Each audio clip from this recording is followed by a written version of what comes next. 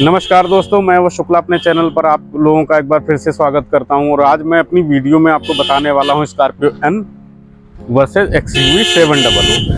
Main problem ये है कि लोगों की ये क्वेरी होती है कि मैं स्कॉर्पियो एन लूँ या XUV 700 लूँ। तो आज डिटेल में पहले तो मैं इसके सारे फीचर, गाड़ी के लुक्स दोनों के बराबर दिखाऊंगा कि कौन सी गाड़ी बेटर है, कौन सी नहीं है, किसमें क्या है, किसमें क्या नहीं है। ये सब बताने के बाद में वीडियो के लास्ट में आपको ये ज़रूर बताऊँगा कि एक्चुअल में गाड़ी लेनी कौन सी चाहिए। अगर आपके माइंड में दोनों गाड़ियाँ हैं तो इन दोनों गाड़ियों में कौन सी परफेक्ट है आपके लिए, ये मैं आपको वीडियो के लास्ट में ज़रूर बताऊंगा। क्योंकि उसके पहले सारी चीज़ों का जानना आपका ज़रूरी है। जब आप सारी चीज़ें जान लोगे तो लास्ट में जो क्रिस्प निकलेगा कि विच वन इज़ बेटर, वो मैं आपको बताऊंगा दोस्तों। तो गाइस, जैसा कि आप देख सकते हो कि आपके सामने दोनों गाड़ी खड़ी हुई है। अगर आप दोनों का बोनेट देखेंगे तो नो डाउट जो स्कॉर्पियो एन का बोनेट है वो थोड़ा सा टॉलर भी है और लॉन्ग भी है। तो इस वजह से गाड़ी की जो प्रेजेंस है वो कहीं ना कहीं ज़्यादा बड़ी गाड़ी दिखती है, कहीं ना कहीं प्रीमियम लगती है। अगर वहीं हम स्कॉर्पियो एन की बात करते हैं तो स्कॉर्पियो एन का जो बोनेट है उससे नीचे है थोड़ा सा। अगर फ्रंट लुक्स की बात करें तो दोनों ही गाड़ियाँ काफ़ी अपीलिंग लगती हैं। जो आगे का ग्रिल है, जो नया लोगो है, वो दोनों ही गाड़ियों में बड़ा प्रीमियम लग रहा है। आप देखेंगे तो दोनों गाड़ी के आगे फ्रंट कैमरा भी दिया गया है ग्रिल में ही, क्योंकि इसमें जो है आपको फ्रंट एंड रियर कैमरा दोनों मिलता है। बात करें अगर हम इसके बाद में अगर हम बात करते हैं लाइट्स की, तो जो स्कॉर्पियो एन की लाइट है उसमें आपको प्रोजेक्टर हेडलैम्प्स मिलते हैं। लेकिन अगर हम बात करते हैं XUV 700 के हेडलाइट्स की, तो अगर 700 की हेडलाइट्स देखेंगे तो इसमें LED reflector headlamps with high beam assistance मिलते हैं। तो कहीं ना कहीं अगर आप रात में सफ़र कर रहे हैं, डार्क नाइट ड्राइविंग है, तो XUV 700 की जो नाइट विजिबिलिटी लाइट की है वो ज़्यादा बेटर है फ्रंट से। उसके बाद में इसके साइड प्रोफाइल की बात कर रहा हूँ, आप दोनों की साइड प्रोफाइल दिखा रहा हूँ, एक बार देखिएगा। एक ये इस गाड़ी का साइड प्रोफाइल और थोड़ा सा फ्रंट, इस गाड़ी का थोड़ा सा फ्रंट और साइड प्रोफाइल अगर आप देखेंगे तो जो इस गाड़ी का approach angle and departure angle है, it is better than XUV 700। अगर हम स्कॉर्पियो एन की बात करते हैं तो अप्रोच एंगल, डिपार्चर एंगल ज़्यादा हाई है इसमें, जिसकी वजह से ऑफ रोडिंग जो कैपेबिलिटी है वो बढ़ जाती है। तो ऑफ रोडिंग के लिए ये गाड़ी इससे ज़्यादा बेटर है। अगर गाड़ी की हम ड्राइव की बात करते हैं तो ये फ्रंट व्हील ड्राइव है गाड़ी, और स्कॉर्पियो एन की बात करते हैं तो ये रियर व्हील ड्राइव है। अब रियर व्हील ड्राइव होने की वजह से अगर आपकी गाड़ी कहीं फंस जाती है कीचड़ में कहीं भी, तो स्कॉर्पियो एन ज़्यादा इजीली निकल जाएगी एज़ कम्पेयर टू XUV 700। तो एक ये भी एडवांटेज स्कॉर्पियो में आपको मिल जाएगा। गाड़ी के साइड में अगर हम ORVM की बात करते हैं तो आप देखेंगे स्कॉर्पियो एन में जो है ये थोड़ा सा आपको वाइडर मिलता है। अगर 700 की बात करें तो उससे थोड़ा सा स्लीक है, थोड़ा सा स्मार्टी डिज़ाइन है इसका। पर अगर हम इसके टर्न इंडिकेटर की बात करते हैं तो आप ध्यान से देखेंगे इसमें थोड़ा सा ज़्यादा स्टाइलिश लग रहा है, और इसमें थोड़ा वही पुराना सा लुक देने की कोशिश की गई है, क्योंकि आइकॉनिक मॉडल है स्कॉर्पियो। उसके बाद में अगर हम डोर हैंडल की बात करते हैं तो इसमें आप देखेंगे तो काफ़ी बड़ा डोर हैंडल दिया गया है। ये जब आप इसको ओपन करेंगे तो आपको फील आएगा कि आप कोई भारी गाड़ी खोल रहे हैं, एक वज़नदार गाड़ी खोल रहे हैं। वहीं अगर हम स्कॉर्पियो एन की बात करते हैं तो ये फ्यूचरिस्टिक डिज़ाइन है, बड़ा ही स्लीक सा इसमें डिज़ाइन किया गया है, जो कि बहुत अट्रैक्टिव लगता है। अब तक की बेस्ट डोर हैंडल में से मेरे ख्याल से जो 700 का है वो सबसे बढ़िया डोर हैंडल माना जा रहा है दोस्तों। बात करें अगर हम साइड प्रोफाइल की तो आप देखेंगे जो यहाँ पर स्कॉर्पियो एन को अगर हम छोड़ दें XUV 700 में, अगर हम पिलर्स की बात करते हैं यहाँ पे A पिलर हो गया आपका, B पिलर हो गया एंड C पिलर हो गया। तो ये पियानो ब्लैक में दिया गया है, विच इज़ मोर प्रीमियम। आप देख सकते हैं साइड से ये ज़्यादा प्रीमियम लग रहा है। अगर हम वहीं स्कॉर्पियो में बात करते हैं तो जो लास्ट पिलर है इसका वो बॉडी कलर्ड ही है। उसके बाद में अगर हम B पिलर की बात करते हैं तो इसमें सिंपल ब्लैक दिया गया है, और अगर A पिलर की बात करते हैं तो ये भी सिंपल ब्लैक का दिया है। तो ये कहीं ना कहीं थोड़ा सा कम अपीलिंग है। नो डाउट 700 को थोड़ा सा ज़्यादा प्रीमियम बनाने की कोशिश की गई है, इसलिए उस गाड़ी को थोड़ा सा अलग रखा है स्कॉर्पियो एन से। अगर हम विंडो क्रोम लाइन की बात करते हैं तो आप देखेंगे स्कॉर्पियो एन में जो विंडो लाइन है पूरा शुरू होता है फ्रंट से और रेयर तक ऊपर जाके स्ट्रिंग डिज़ाइन में ये घूम जा रहा है। तो ये भी अच्छा है कहीं ना कहीं मेरे ख्याल से। अगर इसके विंडो क्रोम लाइन की बात करें तो that is better than XUV 700। इसमें भी क्रोम लाइन दी गई है, पर उसमें थोड़ा सा ज़्यादा एरिया कवर किया गया है क्योंकि ऊपर तक गया है, तो वो ज़्यादा अच्छा लग रहा है। अगर हम रेयर लुक की बात करें तो अगर आप 700 का रेयर लुक देखते हैं दोस्तों, तो रेयर लुक देखेंगे ये हो गया 700 का और ये हो गया स्कॉर्पियो एन का। स्कॉर्पियो एन का रेयर लुक कहीं ना कहीं उतना प्रीमियम नहीं लग रहा है जितना 700 का लग रहा है। इसका जो डिज़ाइन है काफ़ी स्लीक, काफ़ी स्मार्टी डिज़ाइन किया गया है। और स्कॉर्पियो एन का अगर रेयर लुक की बात करें तो थोड़ा सा एज़ कम्पेयर टू 700 थोड़ा सा पुअर लुक आ रहा है इस गाड़ी में। अगर हम इसके एलॉय की बात करते हैं, एलॉय बात करेंगे तो दोनों ही गाड़ियों में 18 इंच के एलॉय मिल जाएंगे। इसमें भी 18 इंच का टॉप मॉडल में एलॉय है और 700 में भी 18 इंच का ही एलॉय है और दोनों में ही डायमंड कट एलॉय व्हील दिए गए हैं महिंद्रा लोगों के साथ में, जो महिंद्रा का नया लोगो है। अगर रेयर बम्पर की बात की जाए तो बम्पर इसका डुअल टोन है। आप देखेंगे बॉडी कलर के साथ में सिल्वर फिनिश दिया गया है। लेकिन हाँ, अगर हम वहीं बात करते हैं स्कॉर्पियो एन के बम्पर की, तो ये भी उससे कहीं भी पीछे नहीं है। आप अगर देखेंगे तो ये देखिए, इसमें भी जो है क्रोम और सिल्वर इंसर्ट दिया गया है, साथ में ब्लैक और ब्लैक के ऊपर क्रोम। तो बम्पर इसका भी बहुत अपीलिंग लग रहा है, बहुत ही खूबसूरत लग रहा है। अगर हम इसके बूट ओपन होने की बात करते हैं तो आप देखेंगे इसमें वही ओल्ड स्कॉर्पियो की तरह खुल रहा है इसका जो बूट है, और बूट स्पेस भी आप देख सकते हैं। तो ये कहीं ना कहीं वही ओल्ड डिज़ाइन है। अगर हम 700 की बात करते हैं तो ज़्यादा प्रीमियम आएगा, वो थोड़ा प्रीमियम तरीके से खुलता है जैसे और प्रीमियम गाड़ियाँ खुलती हैं। जैसे ये आपका ऊपर से ही खुल जाएगा, ये लाइक दिस। इसका भी बूट स्पेस आप देख सकते हैं। दोनों ही गाड़ियाँ 7 सीटर हैं, दोनों की रियर सीट अभी फोल्ड हो रखी है और अभी मैं इसको सीट पर पीछे बैठकर भी आपको दिखाऊंगा कि बूट स्पेस कैसे कितना है। तो ये हो गया ओवरऑल फ्रंट, रेयर और साइड का पोर्शन जो मैंने सारा आपको दिखाया। थोड़ा सा दूर से मैं दोनों गाड़ी इसलिए आपको दिखा रहा हूँ ताकि आप ध्यान से देखेंगे तो जो गाड़ी की लेंथ है वो स्कॉर्पियो एन की ज़्यादा है 33 mm, और लेंथ के बजाय अगर हम इसकी विड्थ और हाइट की बात करें तो वो भी स्कॉर्पियो एन की ज़्यादा है, जिसकी वजह से अंदर आपको थोड़ा सा बहुत ज़्यादा फर्क नहीं पड़ेगा, पर स्पेस अगर आप देखेंगे तो स्कॉर्पियो एन में ज़्यादा मिलेगा। और अगर लेग स्पेस की बात करें तो वो भी दोनों गाड़ी में वैसे ऑलमोस्ट बराबर है, लेकिन अगर हम फिगर की बात करेंगे तो स्कॉर्पियो एन 700 को कहीं ना कहीं थोड़ा सा बीट कर रही है गाड़ी। तो इंटीरियर की बात करते हैं, सीटिंग स्टैंड्स की बात करते हैं तो इसका ग्राउंड क्लियरेंस थोड़ा सा 700 से फिगर्स में ज़्यादा है, वैसे बहुत ज़्यादा फ़र्क नहीं है। और चूंकि इसमें हाई सीटिंग पोजीशन भी ज़्यादा है स्कॉर्पियो में, तो अगर आप देखेंगे तो दोनों ही, अभी उसमें भी दिखाऊंगा तो, पर दोनों गाड़ियों की जो फ्रंट सीटिंग पोजीशन है वो बहुत अच्छी है। और तो आप देखेंगे इस गाड़ी का मैं इग्निशन ऑन कर देता हूँ एक बार, सो दैट आपको इंस्ट्रूमेंट क्लस्टर दिखा सकूँ। स्कॉर्पियो की बात करें तो आप देखेंगे तो इसमें 6 वे इलेक्ट्रॉनिक एडजस्टेबल सीट है, जो कि एक प्रीमियम फीचर आता है। अगर हम डोर हैंडल की बात करें तो यहाँ पर पियानो फिनिश दिया गया है और यहाँ पर लेदर टच यहाँ पर दिया गया है, जो कि काफ़ी सॉफ्ट टच है। उसके बाद में अगर हम स्टीयरिंग की बात करते हैं तो आप स्टीयरिंग देखेंगे तो डी शेप का स्टीयरिंग है। यहाँ पर ऑडियो कंट्रोल ऑन स्टीयरिंग दिया गया है। आप देखेंगे तो ये ब्लैक कलर का ऑडियो कंट्रोल स्टीयरिंग दिया गया है, जो कि नो डाउट देखने में अच्छा है। लेकिन अभी हम 700 का दिखाएंगे तो ज़्यादा अपीलिंग है, वो क्यों है मैं उस गाड़ी में बैठकर बताऊंगा। अगर हम बात करते हैं इसके म्यूज़िक सिस्टम की, 8 इंच का म्यूज़िक सिस्टम दिया गया है और same singular, very singular to XUV 700 जो इसका टच है, दैट इज़ ऑलमोस्ट सेम।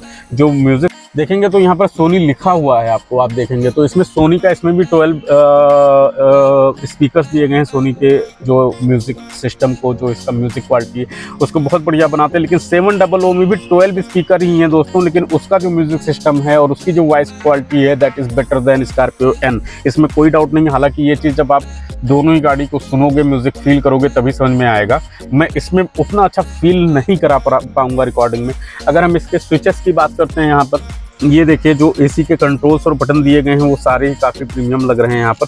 और यहाँ पर भी आप देखेंगे तो लेदर दिया गया है। अगर हम डैशबोर्ड की बात करते हैं तो काफ़ी प्रीमियम है। आप देखेंगे तो यहाँ पर भी लेदर सॉफ्ट टच दिया गया है, बड़ा ही प्रीमियम इंटीरियर है इसका गाड़ी का। जो इसकी सीट्स हैं, अगर मैं सीट्स की बात करूं तो मैं बैठा हूं इसलिए आप देख नहीं पा रहे थे, पर अब यहाँ पर आप सीट की फील करेंगे तो ये टॉप वेरिएंट है, टॉप मॉडल में जो लेदर की क्वालिटी है बहुत अच्छी है। मैं अपने पहली वीडियो में बता चुका हूँ कि ये गाड़ी कहीं ना कहीं इंस्पायर्ड जो लगती है वो अल्टूरस से लगती है, सेम वैसा थोड़ा इंटीरियर डिज़ाइन किया गया है। जो यहाँ पर कुशनिंग है, जो बकेट सीट दिया गया है बहुत अच्छा है, थाई सपोर्ट बहुत अच्छा मिलेगा। ये वाली सीट भी काफ़ी लॉन्ग डिज़ाइन की गई है। और अगर हम फ्रंट सीट के स्पेस की बात करें तो कहना ही क्या, स्पेस में कोई कमी नहीं है, लेग रूम बहुत ज़्यादा है। हालांकि अगर फ्रंट लेग रूम की बात करते हैं तो ऐसी महिंद्रा की किसी भी गाड़ी में कोई प्रॉब्लम नहीं है। तो दोस्तों ये मैंने आपको फ्रंट दिखाया। थोड़ा सा एक चीज़ और आगे मैं दिखाना चाहूँगा। ए पिलर पे जो कोर ड्राइवर साइड है वहाँ पर चढ़ने में अक्सर जो हाई सीटिंग वाली पोजीशन वाली गाड़ियाँ होती थोड़ी हमें दिक्कत होती है। तो यहाँ पर एक ग्रैप हैंडल दिया गया है, जब आप अंदर आएंगे तो यहाँ पर ग्रैप हैंडल पकड़ के इजीली इन एंड आउट कर सकते हैं। हालांकि ये मैं अपनी प्रीवियस वीडियो में भी आपको दिखा चुका हूँ। तो ये मैंने आपको फ्रंट दिखा दिया थोड़ा सा, बहुत ज़्यादा। एक स्कॉर्पियो एन में जो एक नया फीचर आया है, बिल्कुल डिफरेंट आया है, बहुत ज़बरदस्त फीचर है, वो है ये स्विच 4 एक्सप्लोर। इसके बारे में मैंने आपको बताया होगा। जैसे क्या होता है कुछ गाड़ियों में जो ऑटोमेटिक ट्रांसमिशन और 4x4 वाली गाड़ियाँ होती हैं उसमें हमें यही नहीं समझ में आता है कि किस रोड कंडीशन पे हम कौन सा ट्रांसमिशन यूज़ करें, कितना पावर यूज़ करें, कितना टॉर्क यूज़ करें।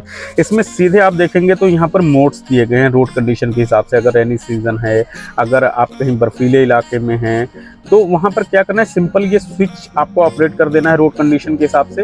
ये यहाँ पर वो ऑन हो जाएगा, वहाँ पर लाइटें जल जाएंगी। तो होगा क्या, इसको 4 एक्सप्लोर बोलते हैं। 4 एक्सप्लोर का ये स्विच है और इस स्विच अगर आपने ऑन कर दिया तो आपको कुछ नहीं करना, उस रोड कंडीशन से गाड़ी अपने आप आपको निकाल देगी। तो that is a very big feature in this segment. मैं कहूँगा कि बहुत ही बढ़िया फीचर महिंद्रा ने दिया है। तो ये फ्रंट दिखाने के बाद में अब आपको दोस्तों ले चलता हूँ मैं रेयर सीट पर, ताकि रेयर सीट की भी जो एक लेग स्पेस की बात की जाए तो वो भी हम लोग फील कर लेते हैं। फ्रंट सीट के बाद हम लोग सीधे रेयर सीट पर आते हैं।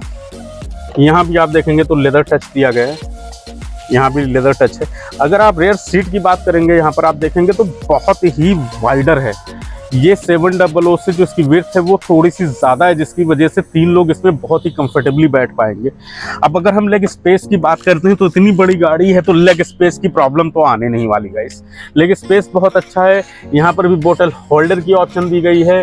Again glossy finish piano black में यहाँ पर भी यूज़ किया गया, जो पावर विंडो की स्विच इसमें इनबिल्ट की गई है। और उसके बाद में अगर हम बात करते हैं तो इसमें जो सनरूफ है,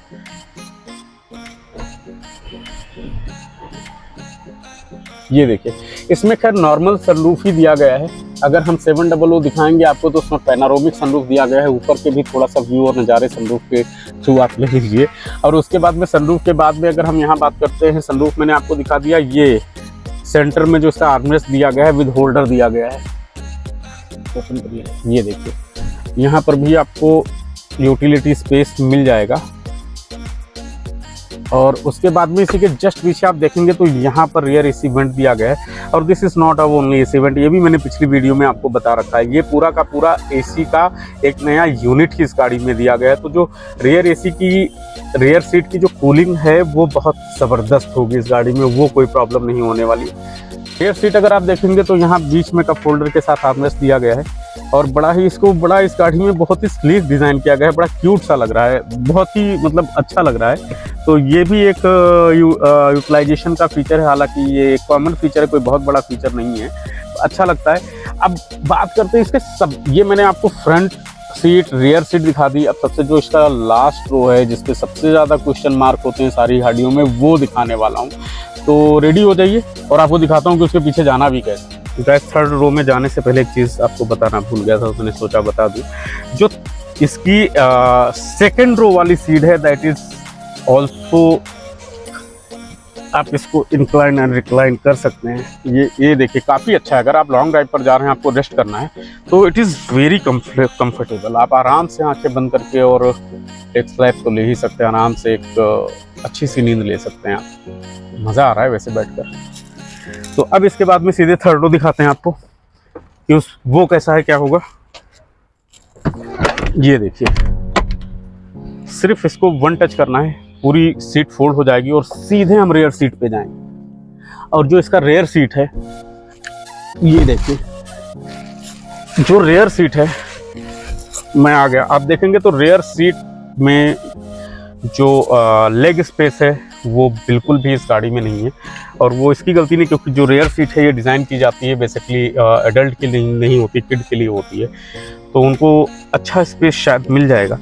लेकिन अगर कोई एडल्ट बैठेगा तो थोड़ा सा कहीं ना कहीं प्रॉब्लम होगी। दूसरा जो इसका रेयर सीट है ये 60-40 स्प्लिट सीट नहीं है, पर 700 में आपको 60-40 स्प्लिट सीट मिलेगा। मैं वो भी आपको फटाफट दिखाने वाला हूँ। तो ये मैंने आपको पूरा रेयर रो तक मैंने आपको गाड़ी दिखा दी है। अब फटाफट चलते हैं 700 ताकि उसका इंटीरियर आपको दिखाऊं और उसकी सीटिंग दिखाऊं कि कैसी है गाड़ी की।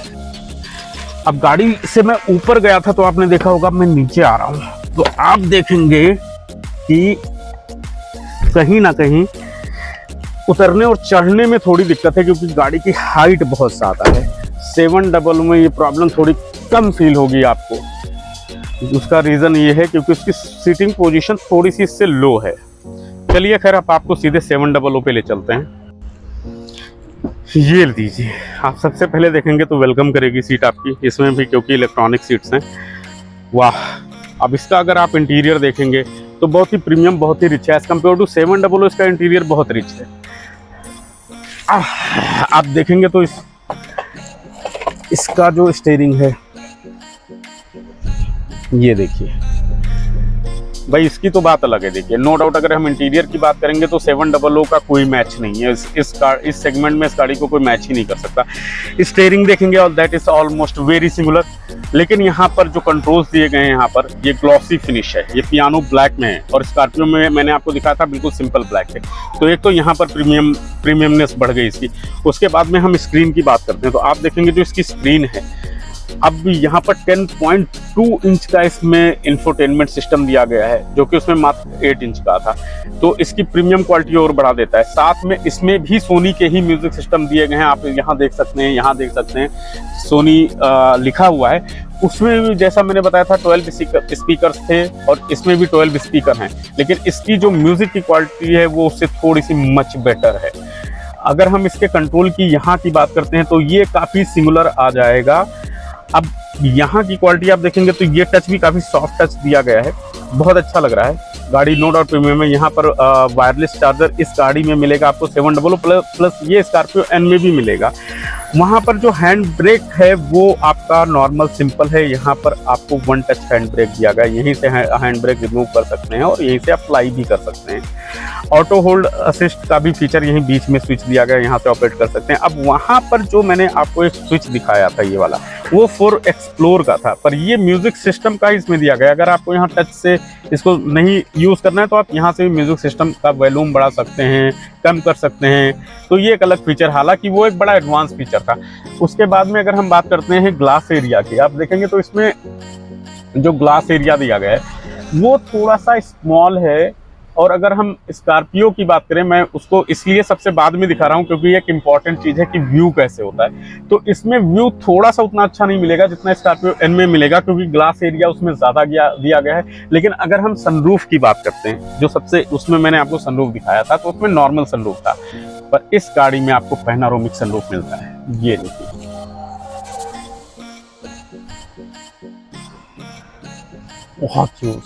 बहुत ही लार्ज सनरूफ है। ये देखिए, मतलब अगर सनरूफ की फील लेनी है तो वो आपको 700 में मिलेगा। स्कॉर्पियो में है पर वो मज़ा नहीं है जो इस गाड़ी में है। तो सनरूफ काफ़ी अच्छा मिल रहा है इसमें। उसके बाद में सीट उसमें जो है रिच कॉफ़ी ब्राउन कलर का था, इसमें आपको काफ़ी पेच कलर का इंटीरियर मिलता है। और मेंटेनेंस पॉइंट ऑफ व्यू से बताऊं तो उस गाड़ी की सीटें जल्दी गंदी नहीं होगी, इसकी थोड़ी गंदी ज़्यादा जल्दी होंगी। लेकिन अगर लुक्स की बात करेंगे तो प्रीमियम ज़्यादा ये गाड़ी लगती है।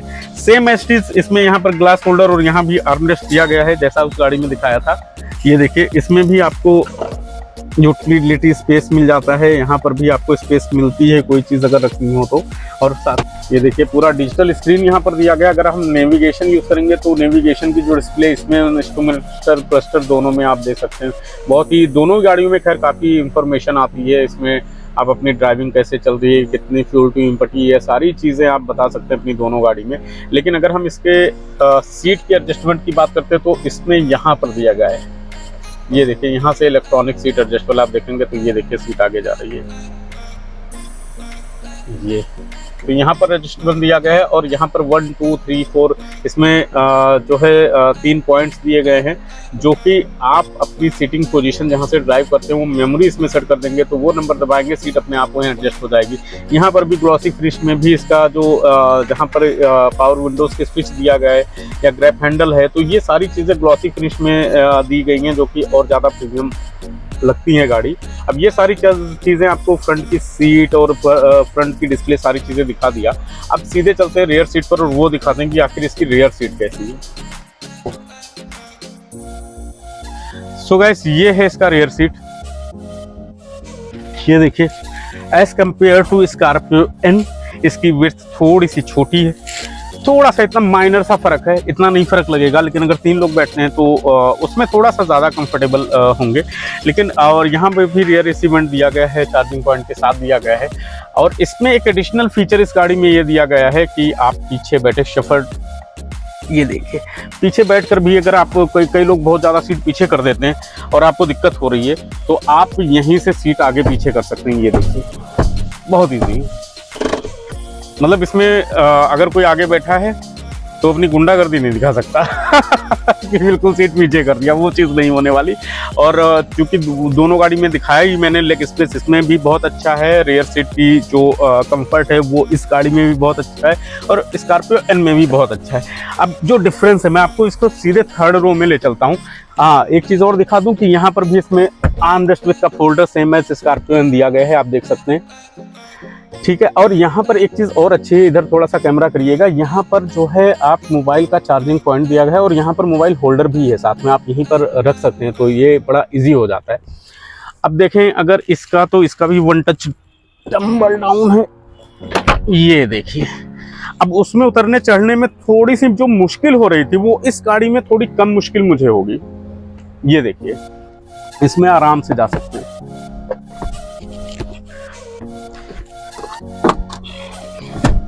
ये देखिए अब वहां की जो सीट थी वो एक साथ बिल्कुल पीछे जा रही थी, लेकिन अगर हम इस गाड़ी में बात करेंगे तो देखेंगे मैंने ये सीट ऊपर कर दी है और बैठ गया हूँ। ये सीट अभी भी आप एज बूट स्पेस यूटिलाइज कर सकते हैं, क्योंकि इसमें जो है 50-50 स्प्लिट सीट दी गई है। ये देखिए। अब लेग स्पेस की बात करते हैं, अगर आई डोंट थिंक सो कि किसी में कोई ज़्यादा या कम की बात की जाए, ऑलमोस्ट वेरी सिमिलर, बिल्कुल ही सेम लग रहा है मुझे, कोई ऐसी प्रॉब्लम नहीं है गाड़ी में, दोनों ही बराबर हैं। तो ये आपको एक जो सिर्फ डिफरेंस है पीछे वाली सीट पर, ये स्प्लिट सीट का डिफरेंस आएगा, बाकी कोई फर्क नहीं है।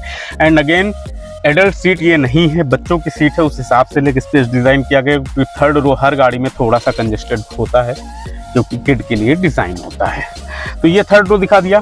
अब थर्ड रो दिखाने के बाद में तो अब मैं आपको दिखाता हूँ कि इसमें थोड़ा सा उतरना ज़्यादा इजी है as compare to Scorpio N. इसमें मैं आराम से निकल गया, आप देखेंगे, उसमें मुझे एफर्ट करना पड़ा था। और साथ में एक जो स्कॉर्पियो एन में था कि मिडिल सीट रिक्लाइन होती थी, वो मैं इसमें नहीं दिखाया, वो इसमें भी आप रिक्लाइन कर सकते हैं, कोई ऐसा प्रॉब्लम नहीं। ये देखिए अगेन वेरी वेरी कंफर्टेबल, बहुत कंफर्टेबल सीट है। तो ये आपको third row, second row, front row सारी सीटिंग मैंने अब आपको गाड़ी की दिखा दी है। और अब बात करते हैं इसके इंजन की। तो गाइज ये इसका डीजल इंजन है। बात करें तो दोनों गाड़ी में सिंगुलर इंजन है, ये भी 2.2 लीटर है और स्कॉर्पियो एन का भी 2.2 लीटर है। अगर हम पावर और टॉर्क की बात करते हैं तो 700 बीट करती है स्कॉर्पियो एन को। इसकी जो बीएचपी है 185 बीएचपी की पावर है और 420 एनएम का टॉर्क जनरेट करती है मैनुअल ट्रांसमिशन में। अगर हम बात करते हैं स्कॉर्पियो एन की, तो एक बार स्कॉर्पियो एन का भी इंजन देख लीजिए, बिल्कुल सेम है। अगर हम स्कॉर्पियो एन के इंजन की बात करें तो बिल्कुल सेम, जैसा बताया 2.2 लीटर का इंजन है। इसकी बीएचपी थोड़ी कम है, 175 बीएचपी की पावर है, 370 एनएम का टॉर्क है मैनुअल ट्रांसमिशन में। अगर हम ऑटोमेटिक ट्रांसमिशन की बात करते हैं तो इसमें जो ऑटोमेटिक ट्रांसमिशन में टॉर्क आपका आ जाएगा 400 एनएम का आ जाएगा।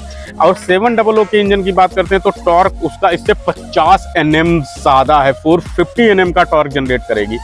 हाँ, थोड़ा सा पेट्रोल इंजन के भी बारे में बता दूं, दोनों गाड़ी का जो पेट्रोल इंजन आएगा 2 लीटर टर्बो इंजन आएगा दोनों में, और 200 bhp का पावर जो जनरेट करेगी वो पेट्रोल स्कॉर्पियो एन जनरेट करेगी।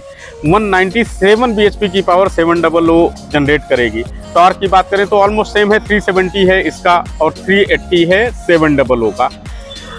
ऑटोमेटिक में अगर जाते हैं तो ऑटोमेटिक में 370 जो टॉर्क है स्कॉर्पियो का वो 380 हो जाएगा, as it is as like XUV 700। 6 speed manual and automatic की ट्रांसमिशन इसमें मिल जाएगी आपको स्कॉर्पियो एन में, और सेम 6 स्पीड ही मिलेगी 700 में। तो ये सारा हो गया इंजन के बारे में। अब मैं इसका खैर इंजन आपको दिखा दिया तो इंजन बंद कर देते हैं और कुछ एक चीज़ें बताते हैं आपको। और सो गाइस, मैंने आपको कहा था कि मैं वीडियो के लास्ट में बताऊंगा कि आपको गाड़ी लेनी कौन सी चाहिए। तो उसके लिए जो मेजर पॉइंट है, फीचर के अलावा, लुक्स के अलावा, अगर हम टेक्निकली जाते हैं तो कौन सी अच्छी, मैं बताता हूँ।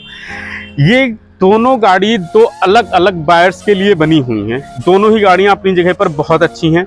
जैसे कि अगर आप किसी रूरल एरिया में रहते हो या कहीं मतलब हिल्स में, जैसे पहाड़ों में आपका रेजिडेंस है, जहाँ पर आपको गाड़ी चलानी है, सपोज लेह लद्दाख, या आप बहुत ज़्यादा ऑफ रोडिंग करते हैं, तो then go for Scorpio N, क्योंकि ये रियर व्हील ड्राइव है, चेसी बेस्ड डिज़ाइन है। ये तो इसकी सबसे इंपॉर्टेंट चीज़ें हैं जिससे इसकी लोडिंग कैपेसिटी बढ़ जाती है, ऑफ रोडिंग कैपेसिटी बढ़ जाती है। ये सारी चीज़ें स्कॉर्पियो एन में अच्छी मिलेगी। बट अगर आप किसी मेट्रो सिटी में रहते हैं और आपको फीचर वाली गाड़ी पसंद है, लग्जरी गाड़ी पसंद है, तो मैं बता दूं कि एक्सयूवी 700 मोनोकॉक डिज़ाइन बॉडी है, जिसकी वजह से इसका ड्राइविंग कंफर्ट बढ़ जाता है। अगर आपको लॉन्ग जर्नी पर जाना है, सपोज 1000 किलोमीटर कंटिन्यू की ड्राइव है, स्कॉर्पियो एन में थोड़ा सा आप टायर्ड फील कर सकते हो, पर इस गाड़ी में बिल्कुल टायर्ड नहीं फील करोगे, क्योंकि मोनोकॉक डिज़ाइन में हमेशा जो ऑफ रोडिंग में होते हैं वो झटके थोड़े कम लगते हैं। कहीं ब्रेकर आ गया, गड्ढे वाली रोड है, तो जितनी स्मूथनेस इसके अंदर आप फील करोगे स्कॉर्पियो एन में नहीं फील करोगे। इतना सब कुछ होने के बावजूद भी फिर बताऊंगा, रीज़न वही है। सबसे बड़ा रीज़न ये है कि ये चेसी बेस्ड डिज़ाइन है। ये थोड़ा सा थोड़ा सा झटके मारेगी, उछाल ज़्यादा मारेगी, वो चीज़ इसमें आपको कम फील होगी। तो मैंने आपको रीज़न बता दिया कि अगर आप मेट्रो सिटी में रहते हैं, शहर की ड्राइविंग है, या लॉन्ग ड्राइव पर भी जाते हैं, कहीं आपका बिजनेस है, रोज़ का आना जाना कहीं दूर है, आप बिल्कुल एक्सयूवी 700 ही लीजिए। इसमें कोई कन्फ्यूज़न वाली बात नहीं है। बट अगर आप ऑफ रोडिंग के शौकीन हैं तो आप स्कॉर्पियो एन लीजिए। Very simple. ये कन्फ्यूज़न अपने दिमाग से निकाल दीजिए कि आपको अब क्या लेना है। मैंने आपको आइडिया बता दिया, आपको क्रिस्प बता दिया, जैसा मैंने बताया था। जो आपकी रिक्वायरमेंट है उसके हिसाब से आप अपनी गाड़ी को परचेज करिए। ये हो गया। बाकी मैंने अपनी तरफ से पूरी इन्फॉर्मेशन देने की कोशिश की, अपना बेस्ट देने की कोशिश की। ऐसी इन्फॉर्मेटिव वीडियो मैं आपको देता रहूँगा। अगर आपको मेरी ये वीडियो पसंद आई है तो प्लीज़ प्लीज़ प्लीज़ इसको लाइक और शेयर करिएगा। जितना हो सके उतना, अगर कोई क्वेरी है तो कमेंट करिएगा, सो दैट आप लोगों का प्यार मिलता रहेगा तो मैं भी वीडियो लाता रहूँगा ऐसे ही। वैसे तो मिल ही रहा है, थोड़ा है, थोड़े की गुजारिश है। मिलते हैं अगली वीडियो में, तब तक के लिए नमस्कार।